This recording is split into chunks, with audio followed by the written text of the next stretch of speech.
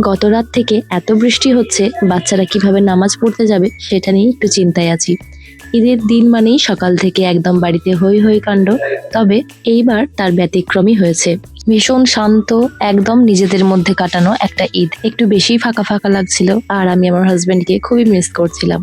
তো একটু রেডি হতে এলাম, কিছুটা কাজ এগিয়ে দিয়ে এসেছি। অনেকটা লেট হয়ে গেছে, তো হুড়োহুড়ি করার কোনো কারণও নেই। এই একটু সবাই মিলে রেডি হয়ে ছবি টবি তুলবো, তারপরে তো সেই কিচেনেই ঢুকতে হবে। আমাদের বাড়িতে যে মেড আছেন, উনি যেহেতু মুসলিম, তাই ওনারও ছুটি। তাই গতকাল রাত থেকে মাজা ধোয়া করতে করতেই অবস্থা খারাপ। আর দেশের বাড়িতে গেলে এই জিনিসগুলো একদমই করতে হয় না। বেসিক্যালি ঈদের দিন মানে মেয়েদের সাজুগুজু করে কিচেনে রান্না করার দিন। আর আজকে তো রাশা বেবির চোখই খুলছে না, ওর যে কি ঘুম লেগেছে। তবে ঈদের দিনের বেস্ট পার্ট হচ্ছে সবার সাথে দেখা হওয়াটা, যেটা খুবই রেয়ার, হয় না বা হয়ে ওঠে না মানুষের সাথে দেখা সাক্ষাৎ করা। এই অনেকদিন পরে দেখা হওয়াগুলো বেশ মনে খুশি দেয়।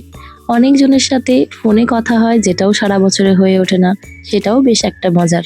খাবার দাবার অ্যারেঞ্জমেন্ট বিশেষ কিছু হয়নি। সকালে বাচ্চারা লুচি খেতে চেয়েছিল, তাই লুচি আলুর দম, আর দুপুরে একটু বিরিয়ানি। এর মধ্য দিয়েই আমরা নিজেদের মধ্যে একটা সুন্দর ঈদ কাটালাম। আশা করি আপনাদের ব্লগটা ভালো লেগেছে। তো চলুন, see you next blog. Tata.